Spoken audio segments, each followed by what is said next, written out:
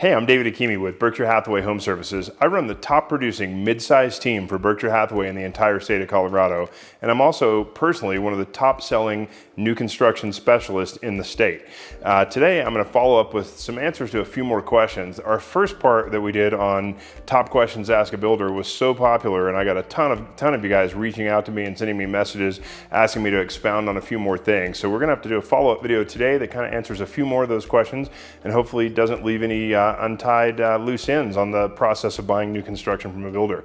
So one of the other things people were asking me to discuss today would be running changes. We are starting to see one of the issues that some of the what you see is what you get builders unfortunately are doing, even though their models are presented as what you see here is exactly how your home will be built. We've run into some situations here in the last year where the builders will show you one thing in the model, but they unfortunately will make some changes to what they actually build for you, and they don't necessarily tell you that they're going to do that up front. So you got to be really careful when you sign the floor plans. They have you initial the floor plans. A lot of them will have tiny small print at the bottom of the page that says we reserve the right to make renting changes. So you want to definitely ask that salesperson before you start the process, has the builder already slated any renting changes that you already know will occur that will make my finished product different than what we're standing in today? One of the things I saw a couple of the big builders do is they just decided across the board in their subdivision to eliminate rough-in plumbing in the basements. And here in Colorado, that's huge because finishing basements is big business. And if that basement has pre-existing rough-in plumbing, it definitely makes a big difference on the cost of finishing the basement. Because if you got to get a plumber to come in and trench that basement and start that rough-in plumbing from scratch, it's going to cost a ton of money, and you want to avoid that if at all possible. So you want to find things like that.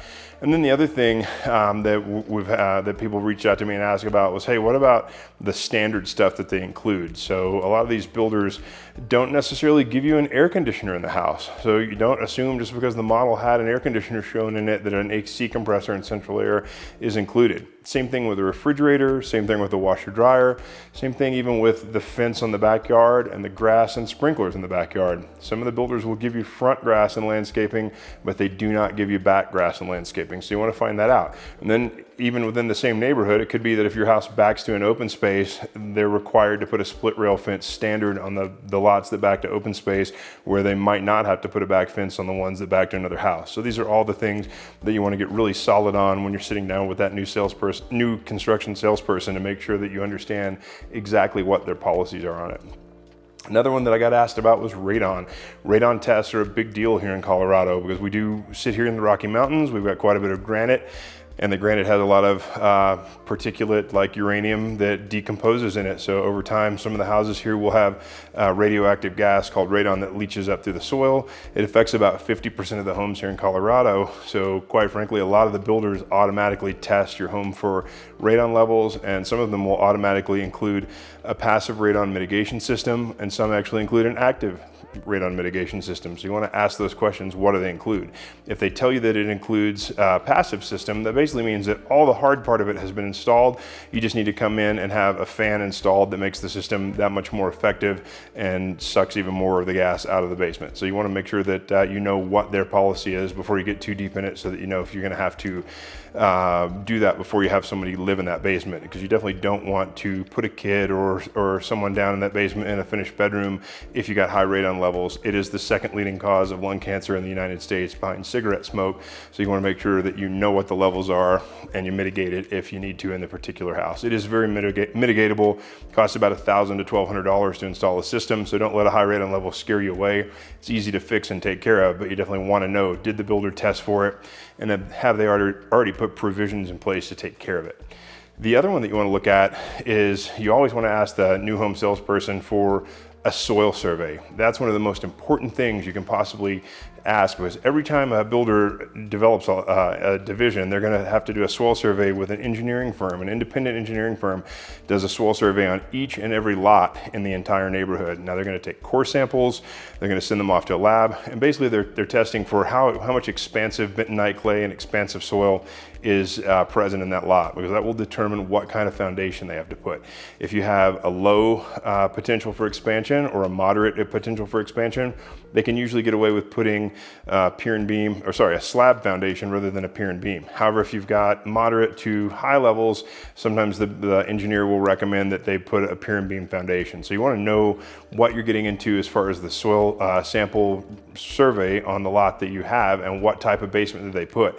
If you've got a moderate expansion for potential, but they still put a slab foundation, that might be a lot that I would personally pass on, because there's a little bit too much risk that that slab could heave or settle, and you got issues with your foundation, you got cracking drywall, structural stuff that you really want to avoid. So asking for that soil survey is important, and they should always have it on hand in the sales office, and they should always be able to provide it, but they usually will not do it if you don't ask for it. And you want to make sure that if you don't understand how to read it, either bring an agent like myself in that's well versed in them, get an attorney or an engineer to look at it, and you need to make sure you understand what that soil survey said, because that's one of the most important things.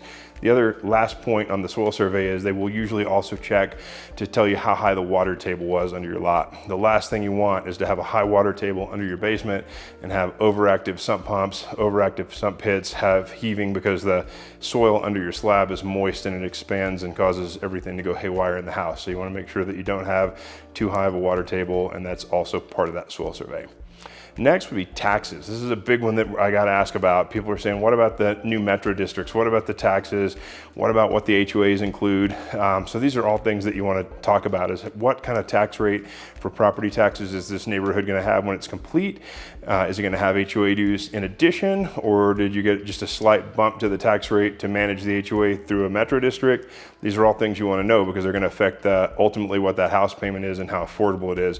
You know, you can have the same house in a neighborhood with a metro district could have double the taxes. It could have 1.2 to 1.3% taxes in a Colorado neighborhood, or an identical neighborhood that had just the city and county taxes but no metro district might be only 0.6% or 0.7%. So you can literally have the same house might have $10,000 a year worth of taxes or $5,000 a year worth of taxes. So you want to make sure you're really solid on what the tax rate is and what the HOA dues are and what they cover.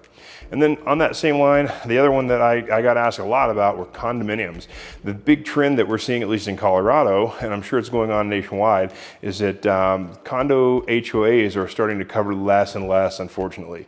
Typically in the past, condominiums, the HOA dues covered things like roof replacement if the building got hit with a hailstorm, covered siding repairs and exterior maintenance, covered things like painting the complex every few years, and that was just a standard thing that the HOA dues planned for and included, and it was outlined in the HOA guidelines. Unfortunately, though, we're starting to see a lot of the condominiums tell us that we've got an HOA here in place and there are HOA dues, but there's a party wall agreement, or they may not have an HOA at all, and you've got a party wall agreement where it's up to you to keep your own roof insurance, your own exterior maintenance up to date. You've got to pay to paint the thing every few years.